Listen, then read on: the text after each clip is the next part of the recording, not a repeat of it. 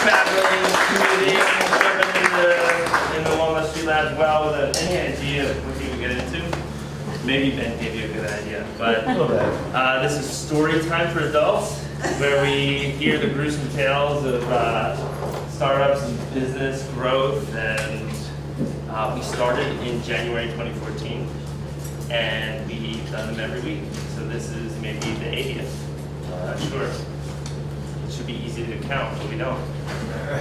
Last week we had Mr. Monahan, first name being Matt. And he talked about his experiences in the salt bath and meditation and data design. He's from RJ Metrics. Next week, Ben, who do we have? Rob Morris. Yeah, he builds robots, but he won't be talking about it because the patents are still pending, I guess. But he did a lot of other things, including some very basal, foundational internet architecture stuff. So he's got a really cool kind of .com era story. So it'll be interesting. Are you inviting Gutman for that? Sorry? Are you inviting, make sure Gutman's here for that? Oh yeah, Gutman's definitely going to be here. I gave him week's notice. Okay. Yep.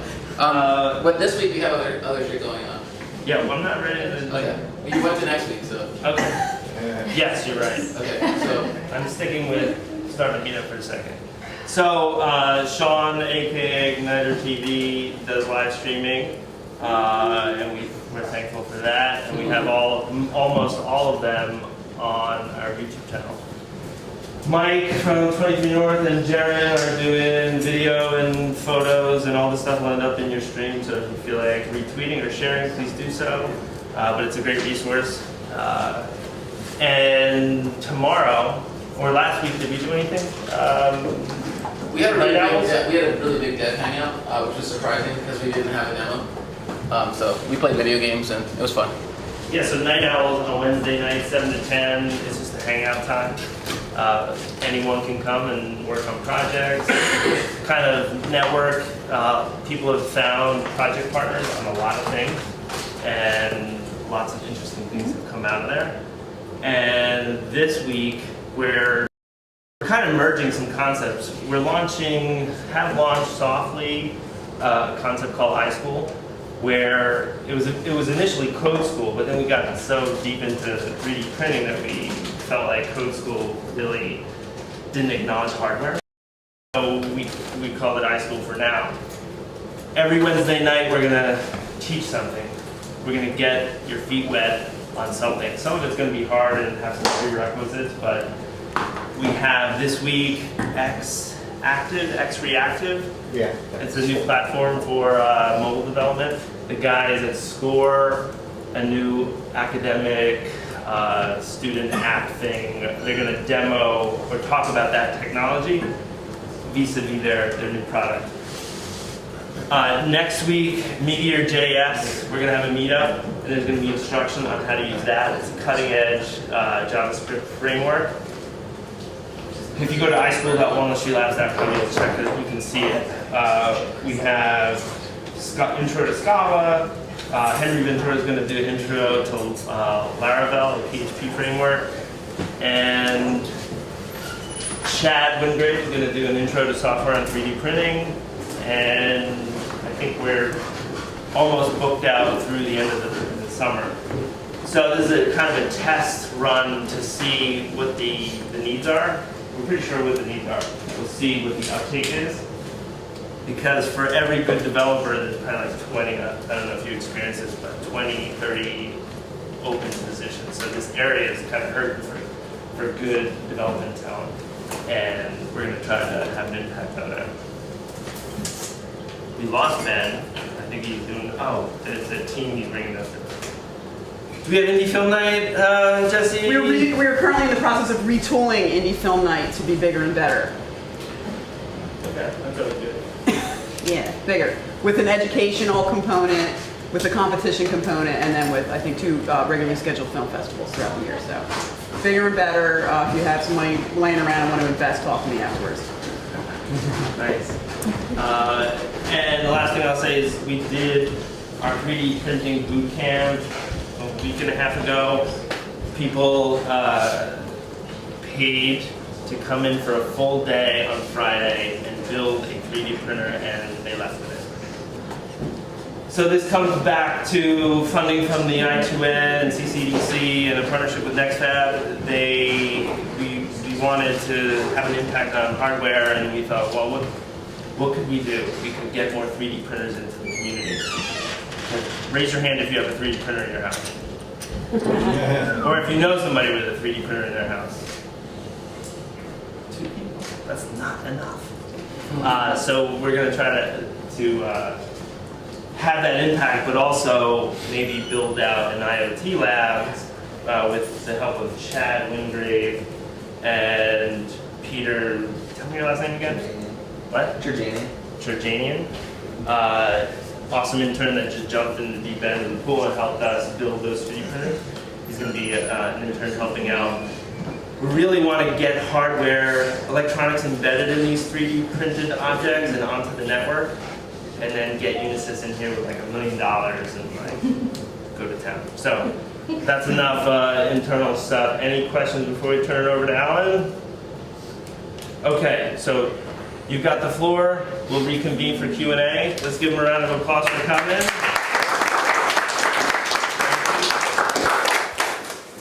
You're pausing. You haven't heard me talk yet. You don't know if this is going to be any good. Yeah, you're right.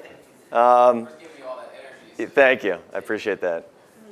So my name's Alan Rihm, CEO of Cordile, entrepreneur in the region for 20 years. So there's just 4 slides here just to help prompt me through it. So I guess what we'll do is tell you a little bit about my history and the story, not because I think it's anything really special, but just to hopefully stimulate some conversations. I've certainly been through a lot. I've had some great wins and some nails. So I know what it's like on both sides. I used to have, back in '95, I had a big bushy head of hair, real curly. It's all gone now. But it's weird for me to be in a room and feel like the old guy in the room, like I've been doing this for 20 years. Went to Ernst & Young's Entrepreneur of the Year Award, and bless you, was absolutely for sure not, I was nominated, it was nice. I'm like, there's no way I'm winning, I'm not that guy yet. And I won Entrepreneur of the Year for technology in Philly this year, and I'm like, okay, I'm the old guy in the room? This is really weird. So if we can go to the next slide. So basically, I'll just tell you a little bit about my history. So from an entrepreneurship standpoint, I've been, one back. I was pushed. So I had the bug. I think I got it from my dad. He owned gas stations and transmission shops. He would not have considered himself an entrepreneur, but he was, right? And he paid cash for everything. He owned his house. He bought a shore house. All this stuff. Anyway, so I had written a business plan in '94, and it was going to be a bulletin board system. And then I did some research down at the Philadelphia Free Library and figured out this internet thing was happening. So I said, well, I want to write a business plan, right? And one of my thoughts was that all these computers at Dell or whoever was selling had modems in them, and what are they going to use that for? And so I went down to the Senior Corps of Retired Executives in Philly, and they basically said, get a good lawyer, get a good accountant, make sure you have enough money and get out of here. And that was their advice. And I was like, that doesn't help me write a business plan. And then I went to some other places and found out, like, people will give you help, but you've got to do all the hard work yourself. Anyway, so I started to write this thing, and I was working at AGFA division of Bayer, selling pre-press equipment into printers. And I was like 16th out of 65 sales folks. I was doing pretty well. But it was a Belgian company with like $2 billion or whatever, and we had only made like 2% profit that year, and they wanted at least 10%, so they lopped off a whole bunch of us. So I was there 4 years. The folks with the least amount of seniority got cut. So I was given 3 months of pay and a goodbye. And I was like, wow, didn't expect that. But I had been writing this business plan. So I'm driving home, and being the constant optimist, I'm like spinning this into something good, like this is going to be good. Next day I went out and tried to get jobs, actually got 2 or 3 offers from my customers, which was awesome. And then I decided, like, this is it. I just got pushed off the diving board. If I don't do this now, it ain't going to happen. So I went and spent the next 2 weeks and wrote a business plan for an ISP. If you think back in 94, 95, that was fairly early. I wasn't the first guy, but it was early. So my wife was pregnant with our first boy, Michael, who's now 19. And I came home and I said, guess what? I said, I just got a $100,000 loan from the SBA, and I put our house up, and I'm going to start a business. She looked at me like, what? I'm like, no, I'm going to do it. It's going to be great. So I went and I bought 2 servers, the BSDI, if anybody knows those BSDI servers.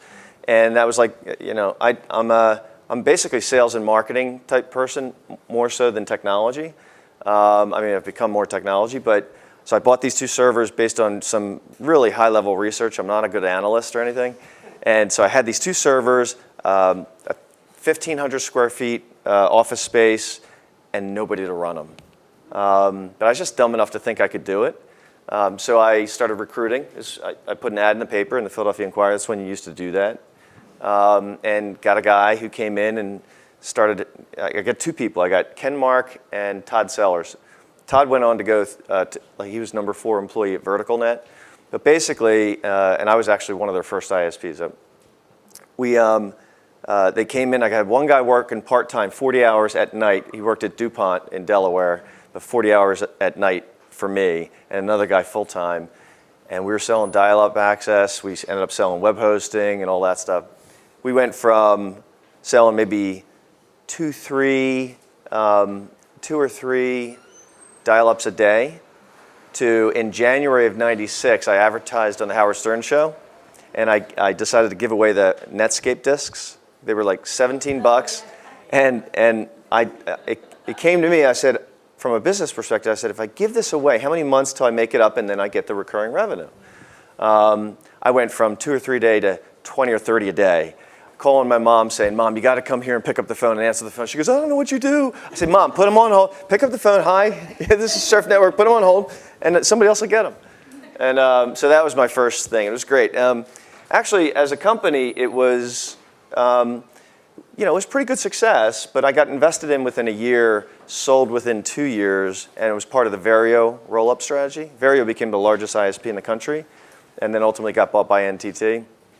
So I had some real good success, but, and when I was invested in and then acquired, paid off all the credit cards, had no debt, had some money in the bank, but it wasn't big enough to really go float on a boat or anything like that, right? I didn't get big enough quick enough.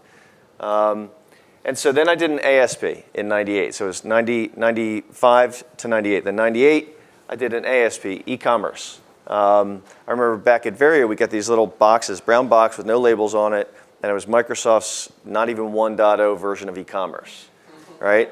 And I'm like, this is it. People are going to buy stuff on the internet.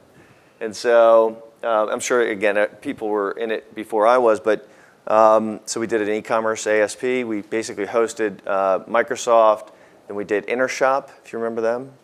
And we did a lot of e-commerce. And we basically, we got to about 7 employees when I went with another company, Cobalt Networks, if you remember them, out of California. And Bob Lasore and I went, and he goes, we saw each other at a trade show, and he says, hey, would you come, he goes, I know you do e-commerce, you build stuff, I know you have an internet background. Would you come on a sales call with me, this other deal? I think you could help me win this, and maybe together we could do. I said, I don't know enough to say no. And he said, well, here's the NDA, and it was AT&T. So I signed the NDA.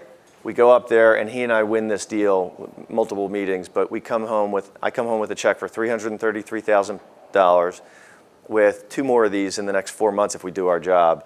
And then a rev share, 60-40. They get 60, we get 40. They do all the sales and marketing. We do all the back end stuff. And I said, great, we're 7 people. I'm like, I can do everything we talked about, but we got to raise money. And so Cobalt invested $3 million, then a follow-on $7 million, and we grew from 7 to 75 in 4 months, employees. And so that whole gig was, so you can just imagine the experiences there. I actually had a little bit of hair when I started that one, but it was gone by the end. And so that was '98 to '02. So I had and I never rode as high as some of the others, but we didn't crash and burn. We actually ran a real business. I had a good CFO who gave us great transparency. We got to a point after 9/11, I remember where I was, in the office there and calling home saying, where are the kids? We got to go pick them up from the school. So I remember that whole thing, but essentially when the market tanked, we decided, we had money in the bank, we had a real business, but we weren't sure we wanted to repurpose it forward, so we decided to sell it. So I like to say 2 hits, and then my first miss was this CRM company. So we basically in '02, starting to think about what were all the problems I had, and it was like we had 5 or 6 or 7 different applications. None of them talked to one another. So CRM seems like the right, I need a view to see everything. So it was called CentraView, where I'd have one central view of everything I need in my business. So we spent 2.5 years building a CRM system. I put $500,000 of my own cash in because I had some nice, exits. Not a whole lot more than that. And raised another $1 million in angel money from about 6 or 7 individuals. Got the product built, started to get some revenue, needed to raise more money, and basically couldn't do it in Philly. If I moved to California, they said they'd give me money, but do you remember Sugar CRM? So we were out before Sugar. Now we were Java-based, they were PHP-based, but we both had similar concepts at around the same time. I was about a year ahead of them, but they raised lots of money and we couldn't raise any more than $1.5 million. So that's the first one where I literally had to put it to bed. I mean, I just basically, I remember that phone call with the investor saying, guys, if we can't raise any more money, we got to close down. We had no debt other than the money we raised. And so that was pretty tough. That'll put hair on your chest or take hair off your head. So that was my first 3. Like I said, 2 hits and a miss. And then in '04, my accountant, told my professionals that, hey, I'm looking for my next gig. And I got introduced to this guy, Bill Hamill, from Chester County Internet, CCIS. I don't know if you. So Bill had been running an ISP since '94, but he just never sold. He never got caught up in the roll-ups. So I went in. We didn't know what was going to come of it. My accountant just said, hey, I think you could probably help them out. They were burning a lot of cash, actually, about $50,000 a month. But and I could walk in and be objective. So I came in and I spent about 3 months and did some due diligence, legal, technical, financial, and business. Not overly crazy, just enough for me to understand where all the skeletons were and what was going on. And essentially, I brought him back into his accountant's, which was my accountant's office in a neutral area because I was going to say some really difficult things. So I said, look, first thing you did when we met is you walked me back and showed me your batteries and your data center. I said, they're a dime a dozen. I said, you should take all the stuff you got here and move it to Philly, 401 North Broad Street or somewhere near there and be done with it. I said, because it's costing you a lot of money to maintain and it's, you could rent it for a lot less. I said, you got to renegotiate these vendor agreements. They'll do it. If you're good with them, if you call them up and talk to them and make sure they're going to get paid, they'll do that. I said, your network's completely overbuilt for the revenue you have. And again, this is easier for me because I was objective. It wasn't my baby, so I could call things ugly. And I said, and you're paying people way too much in that you've got people making 6 figures answering the phones as receptionists. I said, you say they're in sales, but they're not in sales. I've watched what they do. They're just picking up the phone. I said, so, it was a relative, so it's hard for that, for them to make that call. So they looked at me like, what did you just tell me all these things? I said, this is all going to get you back to cash flow neutral or positive.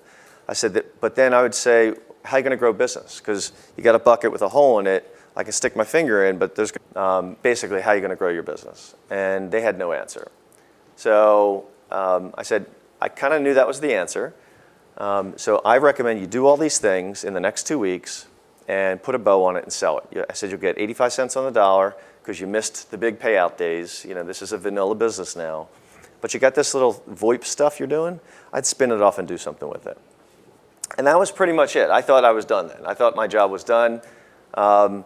They went away, spent the next 2 weeks, 3 weeks doing what we talked about. They didn't make all the difficult decisions, but enough to get them healthy. And they came back and said, hey, would you do this for us? Would you help us sell this business, and would you run this spinoff? And we came to terms, and that's what took me to CoreDial. So if you go to the next. So essentially, I swore I was never going to get into a 24/7 business or a service provider business again, because it's really stressful when stuff happens, when network issues happen. I mean, back in the first business, we had these modems, these US robotic modems that would basically call you and tell you what was wrong, and they'd do it in the middle of the night, and it was horrible.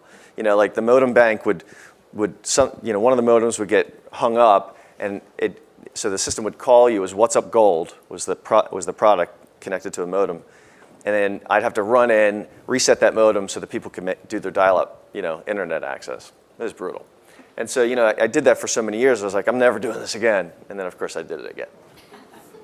So CoreDial. So I really tried to leverage everything I learned about, business and the startup and getting it going and fundraising, and quite frankly, we've applied all those things, and I still made the same mistakes over again. We weren't fully funded when we got started. I said, I'm not going to get going until I have all the money I need to execute on the plan. Well, throw that out the window. The entrepreneur in you is like, no, but I'm going to do it. I can get there. So I was paying guys out of my bank account. They would meet me at my bank. I'd go to the teller, and I'd cut them a check, out of my personal account just to fund the thing going forward. But essentially, I really focused. One of the things that I really loved about my second business, Esprit, was the culture. The culture we built, and we really built it by chance. We went from 7 to 75 in 4 months, and it just happened. There was a culture that was just really. It had a spark. A lot of people still talk about those days that worked there, and it was some of the best times they've ever had, with employment or at a company. Even though at the end of the day we sold off the business, and we didn't have the massive payday, but we didn't crash and burn. So I was like, well, how do I do that? So one of the things I always recommend to entrepreneurs is you got to have good mentors, and I happen to have a really wonderful mentor in Mel Bayada, also Doug Patillo. Both are on my board. So Mel reads a lot of books. So he did Bluestone Consulting, and then spawned off Bluestone Software. I don't know if you know that story in the region, but it was one of the big successes in the region. So his brother's Mark Bayada. I think he has like 7 brothers. There's like lots of them, and they're all successful. So Mark does Bayada Nurses, but Mel did Bluestone Consulting, Bluestone Software, and he reads a lot of books now, right? So he sold his business to HP for $350 million or something. So he's a very successful entrepreneur, and then did some investing and all that stuff. And somehow I fooled him into thinking he should pay attention to me. But he reads all these books. He's the one guy I know who reads books and sends me the cliff notes. Like he literally types it up and sends them to me.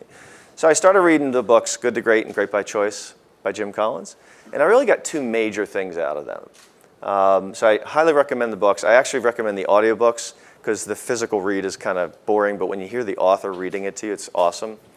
So, Mel kept telling me you need vision and mission statements, and yet he told me about these books. And I'm like, so I started looking at vision and mission statements, and I thought, these are really boring. Nobody pays attention to them. Nobody reads them. You end up writing these lofty words, and then you put it up on a wall, and nobody cares. And so when you read the book, it talks about a hedgehog strategy. What are you deeply passionate about? What can you be the best in the world at? What drives your economic engine? And so it really came to me that's how I'm going to create vision for everybody at the company. We're going to create our own hedgehog strategy. So our hedgehog strategy is to be the best in the world at helping channel partners to successfully sell, deliver, manage, and invoice for cloud communication products and services.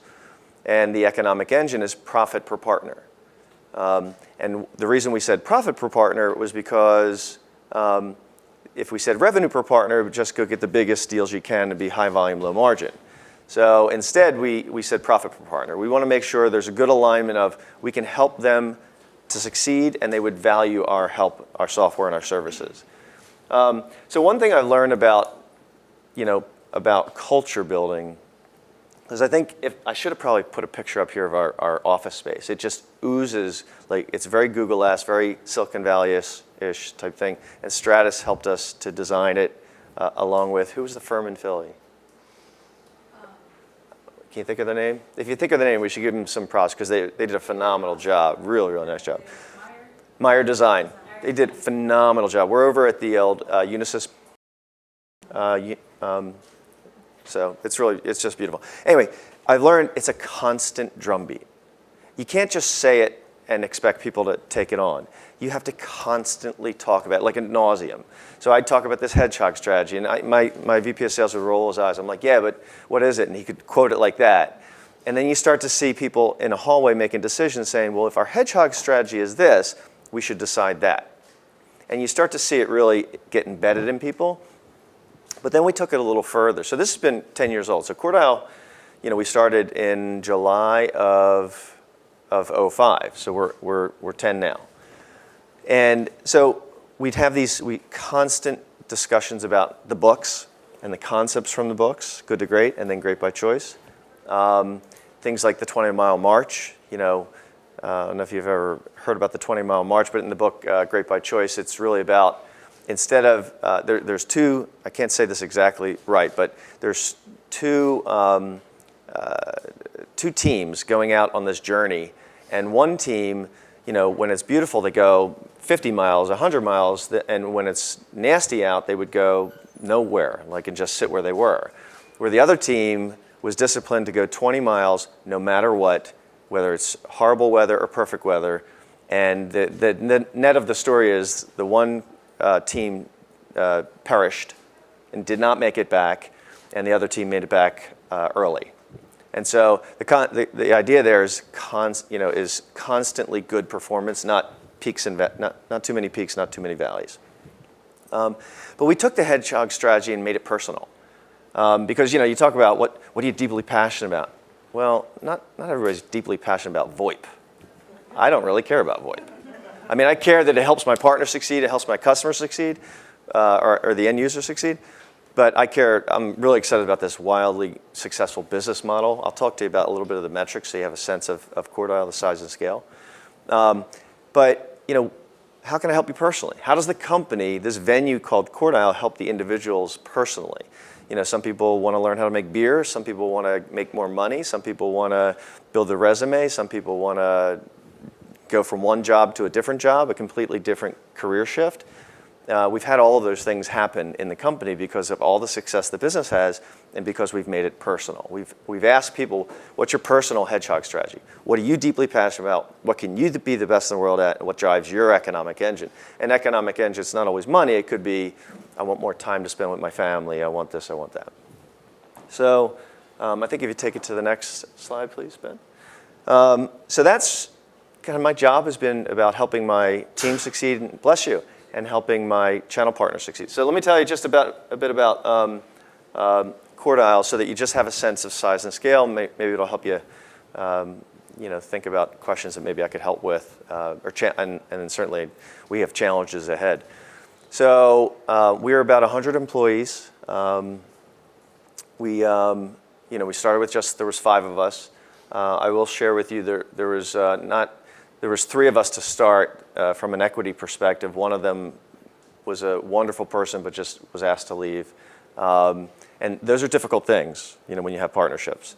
The other person just became a multimillionaire with our most recent funding event. And I love that I had something to do with that. So we're 100 people. We're just over, we're running around 23 million right now. We'll end the year on a 30 million run rate pretty reliably. We've got about 370, 380 channel partners throughout the country. We've got end user customers in every state. There's over 10,000 network, over 170, 180,000 endpoints, actual phone devices run through our network. So it's a pretty cool business. We're growing at about 50% year over monthly. Gross profits around 68%. EBIT has been as high as 26 when the board said, time out, you've proven a point now, invest in growth. So we pushed that down. We've got it down to about 12 now. So still positive net income, positive cash flow every month for years. As of May of this year, all the things I just told you were true. And we raised $27.5 million through a local company called LLR, a local equity, growth equity fund. So why do that when you're profitable and growing so fast?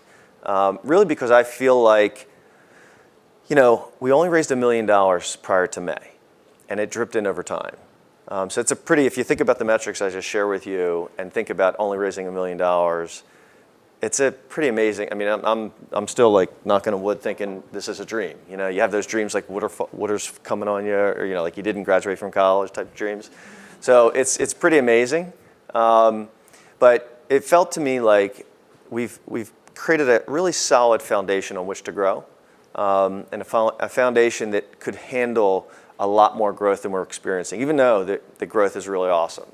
So it felt to me that it's time to really put some fuel in the fire, and really fuel this thing up and go. And it's good for the employees, it's good for the investors, it's good for everybody involved. Be good for our channel partners. Most importantly, for the channel partners and our customers, there's things that when you're bootstrapped, I would have called us bootstrapped, even though we're successful and profitable. There's things that I've wanted to have done 2 years ago that are still not done. And so with the more money, we get to hire more people, accelerate the hiring plan, and pull in some of the roadmap items. Things that I've thought about from an innovation standpoint 2 years ago, we've been still struggling to get to, and I'm like, we have to stop that. We have to get to these things because it's more value to the channel and it's more revenue for the company. It's more career opportunities and so forth. So last year we hired about 25 people. This year we've already hired 30. We have another 30 to hire this year at least. And raising that money helps us to go aggressively. Where we used to do the 20-mile march around hiring, literally, the same books talk about getting the right people on the bus in the right seat, but they don't tell you about getting it on time. So when you're high growth, you got to get them on time. It's not okay to get that employee 6 months from now. And it's not okay to hire an employee today that you don't want for 6 months. So you miss the timing issue. When you raise a big bucket of money, I could be opportunistic. If I got a job opening 6 months from now, but I meet them now, I can hire them now, right? And so forth and so on. And then I can help try to fix the issue of making sure that I'm paying enough money to get the smart minds in our office sooner so we can hire at the right pace. So we're hiring around 5, 6, 7 people a month. It's hard to do that when you're balancing a P&L and all that, and cash flow, which cash flow is king. So you got to worry about that when you're not, when you don't have millions and millions in the bank. By the way, you still have to worry about it when you have millions and millions in the bank, because at the end of the day, they would actually like to get a return on their investment. So really, everything, culture, mostly, I think the thing that we've done the best, besides the innovative ideas, the business model, is this constant drumbeat around building a culture, because the people have to execute on the vision. They have to make the vision a reality. So you have to build a culture where people want to bring their A game to work. I think we have a lot, and Stratus is at our office a lot. I think they would agree that we've got a lot of people that bring their A game. I had somebody say to me, because we have pool tables and shuffleboard and scooters. In fact, I saw a guy the other day. I hear this noise. He goes, and he took the scooter and somehow strapped it to his chair. He's sitting in his chair, and the scooter's dragging him around the office. And and he feels comfortable doing that, knowing that it's okay. That's okay. You can do that stuff. You can go play a game of pool. It's funny, when I first got like an Xbox and a foosball table, it was in a room near my old office that they had to walk by my office, so they wouldn't use it. And it dawned on me, they're not using this because they think I have a problem with them using it, although I'm the one who bought it. I'm the one up at 3 a.m. saying, we got to get this so people can use this. And instead, they're not using it, so we moved it to a place where they felt comfortable. And the next thing you know, they're using it. And so I had somebody walk up to me the other day and say, I'm just so thankful that, I can actually get up from my desk and go take a break and play a game of pool or whatever, and nobody's begrudging me. Nobody's looking at me like, what are you doing? What are you doing? And as a result, they work harder. People work harder. They work smarter, and it's just a great thing. So the next slide might be the last one. So really, I think, so what's ahead for us? So, I've had 4 businesses in the last 20 years. I would tell you that I didn't think of myself as an entrepreneur and probably until about 2 years ago, 3 years ago. I just didn't think of myself that way. I just thought I'm just dumb enough to keep doing what I'm doing and just thinking I'm going to succeed. And so I started to really feel like, all right, maybe this entrepreneurship is my thing. Maybe this is what I actually realized that I'm going to do this for the rest of my life now. This is it. People would say, well, you're a serial entrepreneur. You're just flipping companies. No. I'm an entrepreneur. I'm trying to create opportunity and wealth for everybody involved. I never would have thought I'd be doing Core Dial for 10 years, and now I'm thinking about the next 5+ years. You got to feed the bug, right? The bug is I like to help with change. I like to create opportunities for other people. And now this opportunity we call Core Dial is doing all that, right? I've got 100 people who I've influenced their families. I've got people who started as, I got one person, Chris, who started as a bookkeeper, became a senior accountant, said she wanted to get into HR. We got her in HR, and then she said, I didn't like that. I want to get into training. So now she runs our training program. And I love that we helped her do that. And that we have a culture that can offer people the ability to go from one career to a completely different career. And oh, by the way, I like to make money too, so that's good. And I like to create my own opportunity for my own family. So it's pretty exciting. So one last thing on this, and then I guess, I don't know if we're close to where I need to be. Yeah. So when we went around so I worked on a slide deck. Stratus was integral in helping us to do this. That ultimately raised us just shy of $30 million. And I gave that, we went to speed dating in San Francisco, and I met literally 25 companies where their product is money. Their product was to give us money. And when you hit 20 million, all of a sudden the discussions change. And we got like 3 or 4 term sheets. But LLR in Philadelphia was, David Reuter is our most recent board member, our newest board member. They were very entrepreneurial, great terms, and really it was amazing to see that right in our backyard, we had a great fund that would invest in a company like ours, that would put their money to work here. Because my perception in the past was that a lot of the money in Philly goes somewhere else, and I actually think it's our problem. We got opportunities here, which is one of the reasons I wanted to come in this morning. It's our job as entrepreneurs to create the opportunity for them to want to invest in. So if they're not investing in Philly, it's not because they don't want to. It's because, quite frankly, they all want to invest local, right? Because it's easier for them to come to board meetings and to keep an eye on their investment. So it's our problem, not theirs. So we have to create more opportunities. We got to think entrepreneurially. We have to be innovative, and we got to change the world. I agree. Thanks.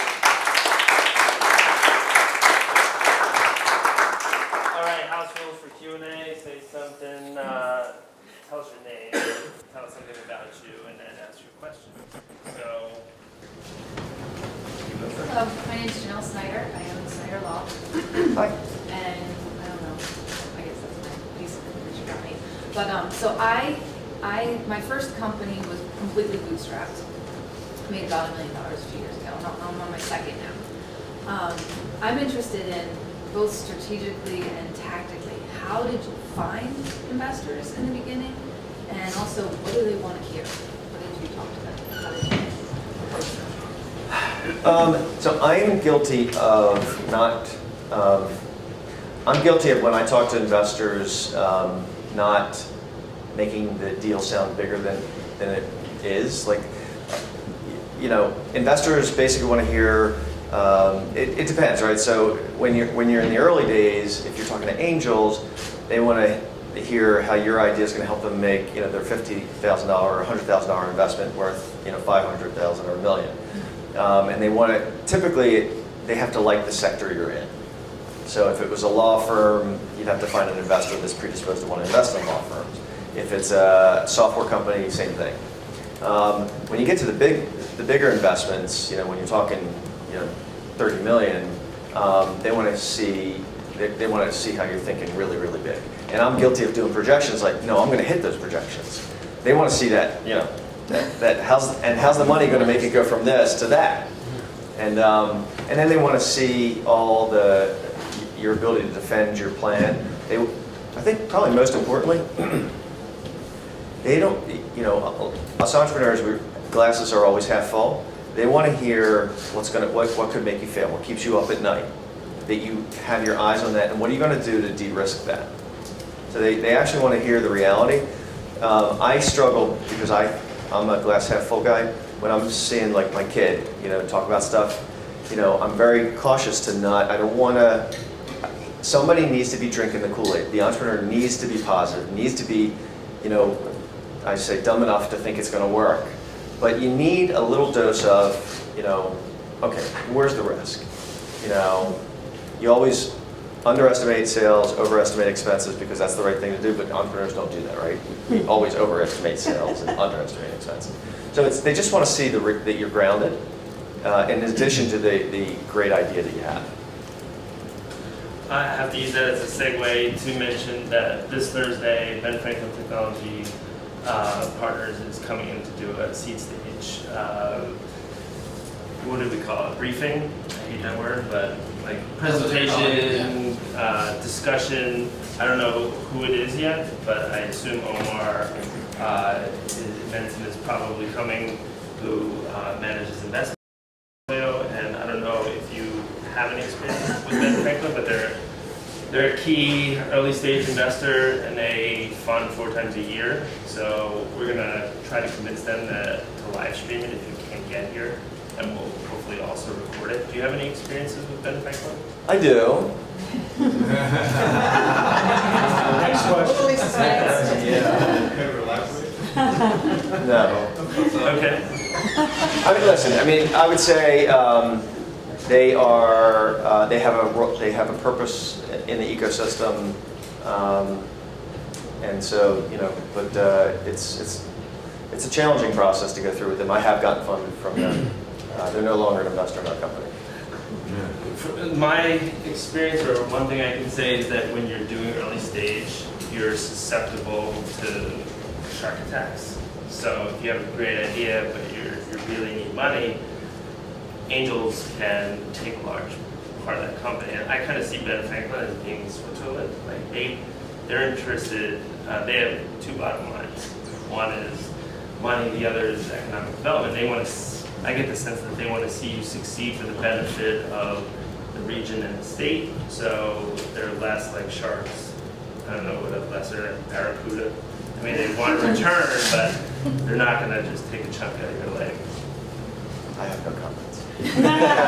So, but it'll be informative nonetheless, and you'll probably bump into some other angels. I think you need angels even with their money though. So I think the key is get the angels. Get the people who can help you and are going to make it personal, where they're going to really want to help you succeed. Because Ben Franklin requires a match too, so you end up having to get an angel anyway.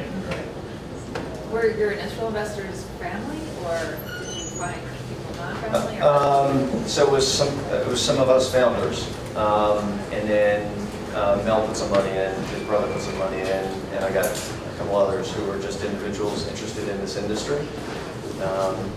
So it was just a handful of us, about 5 or 6 of us. Okay, next, Barbara. Yeah, Barbara from Pegasus Technologies. My question is, when you talk about having mentors, advisors, it's kind of like talking to health coaches. Everybody's got a plan. Everybody's got the best plan. Everybody's got the positive. How do you lead through what actually fits, works, is successful without, going over and over and over?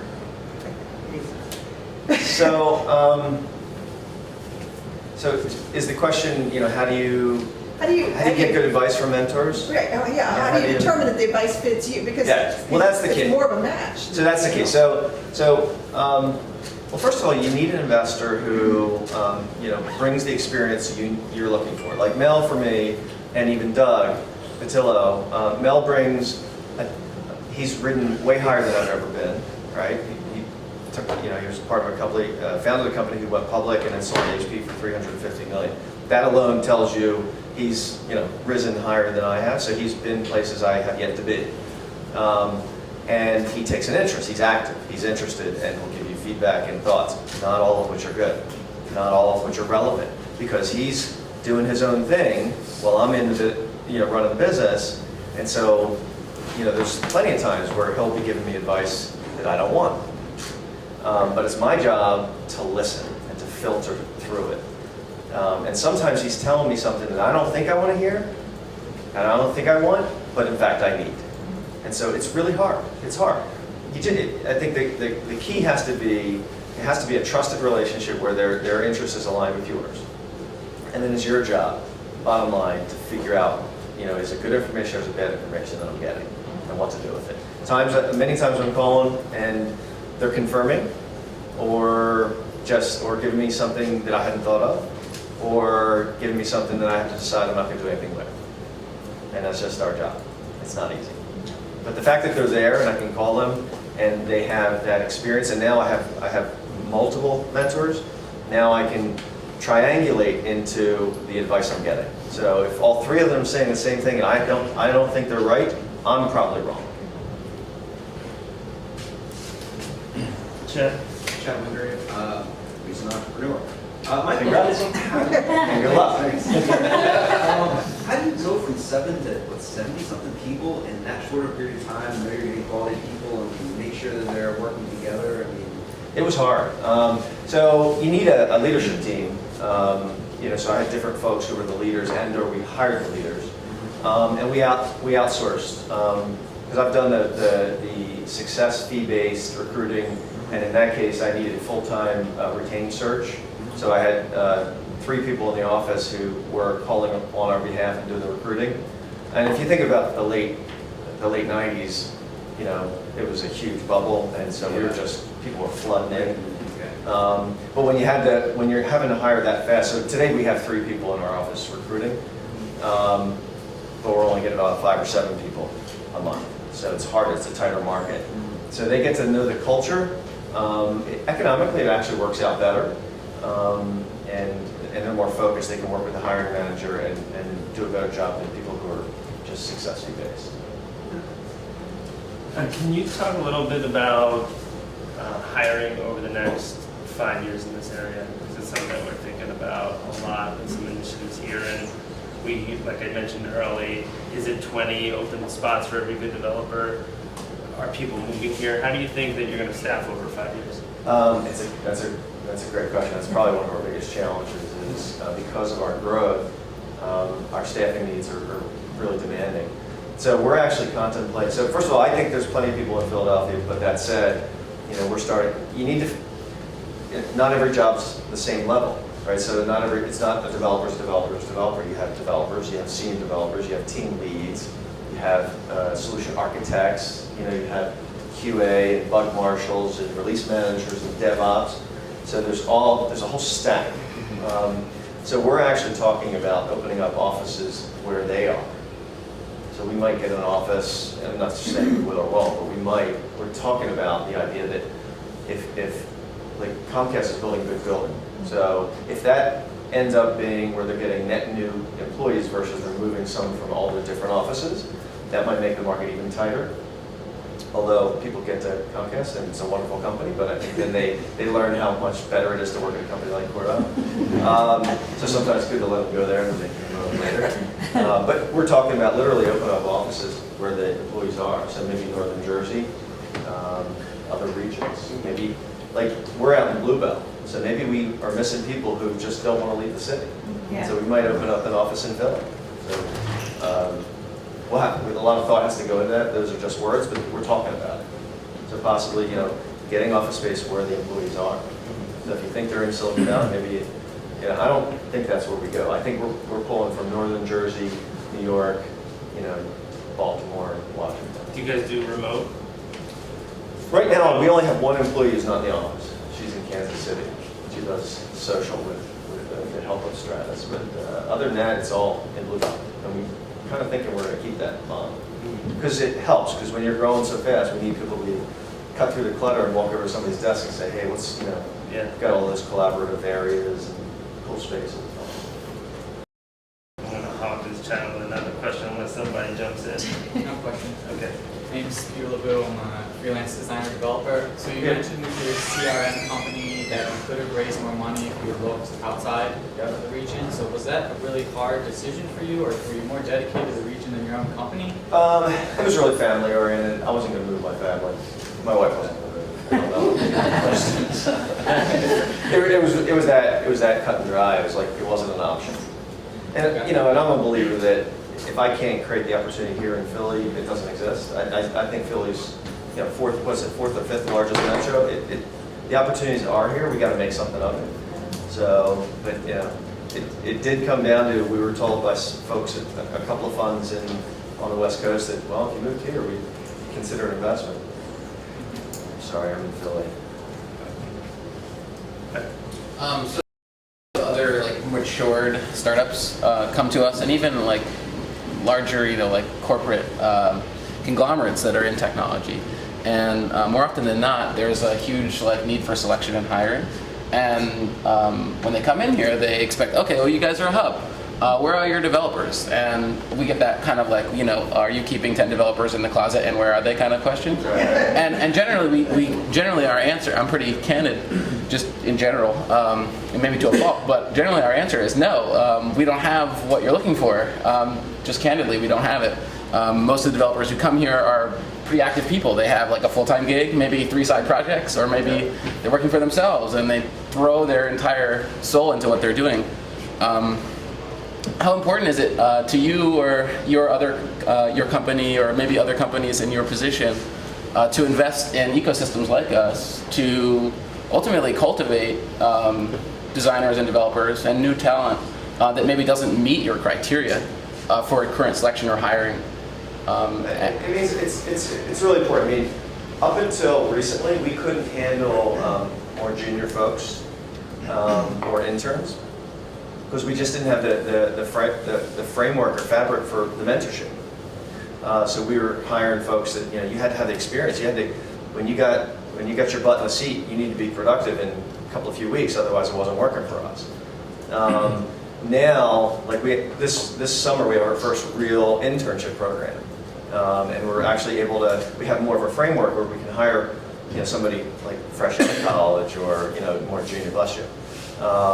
So we had to kind of grow up as a company to have that. So now it's more important for us to go out and be involved. First of all, it's also, I like to do it. I haven't been able to because I had my head down trying to grow the business. But now, as we're starting to get more of a leadership team and a bigger foundation of employment for the company, I can actually take a deep breath and go out and get involved in the entrepreneurial community because I love it. So it's good for me just to give back for the sake of giving back, and then if we can get a couple of hires out of it sometime, that'd be great.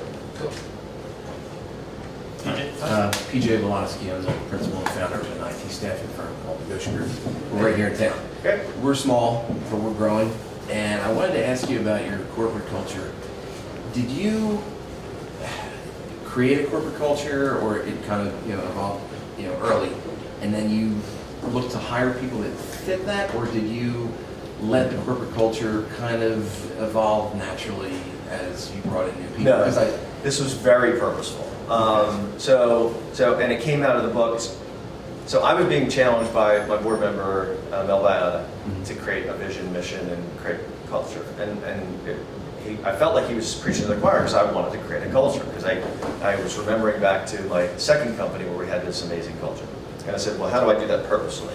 So I latched onto the books Good to Great and Great by Choice by Jim Collins, and very, very purposely began this constant drumbeat of talking about it. Like, I'd schedule meetings, and like Mel would send me his cliff notes, I would dissect the book and put up the concepts on slides, and we'd talk about them. And then I made sure that everybody created this Hedgehog statement. It wasn't just me. It wasn't like, hey, I got the statement, everybody agree with it? It was, what should our statement be? And somebody needs to be the kind of the leader in the room to kind of get the thoughts in a productive manner. But at the end, to champion that. But at the end of the day, it's been a very, very purposeful culture that we're building. Then you have to infuse that into the hiring process. And I got coached by a professional recruiter who said, look, you know, your recruiter should make the 100, you know, if they get 100 resumes, they're making the first call to get it down to the 30, that they're going to have a second set of questions around to get down to the 3 or 5 they should send you that you can just hire. They need to do the front end work, that they have the resume, that they have the experience, and all that. And they're sniffing out culture and aptitude. And then your job from an interview is figure out, are they a cultural fit, and will they have the aptitude to succeed in your environment? Period, end of story. That's all we do. So, in fact, we had a broken process. Our people were interviewing 2 hours, developers, 2 hours, like testing them on whiteboards. Like, you get it, 30 minutes, that's it. 30 minutes. If you don't know that this person, first of all, if our recruiters are sending you somebody you can't just hire blind, well then that's the first problem. So fix that. And then when you get them, you get 30 minutes. And if you like them enough, you give them to the next person, you can have them for 30 minutes. And you do a cross, interview process so that people can see the person at different angles and say, great, hire. So it's hire fast, fire fast. But from a culture, we're looking from an interview process, we're looking for culture and the aptitudes to succeed here. And the last thing I'll say about that, at least for now, is so I hired somebody in charge of technology in an area of the business, and great background, could do the job, cultural fit, did not have the aptitude to succeed at our place because he came from a nonprofit. I missed that, but he came from a nonprofit and couldn't move at our pace. And so that's kind of how we do it. All right, I think that's the end of the questions, but you're free to hang out if you're going to be here for a few minutes. If you see stuff in your feeds, please share it. Come back next week, come tomorrow night, and thank you. Thanks to Alan. Yeah. Thank you.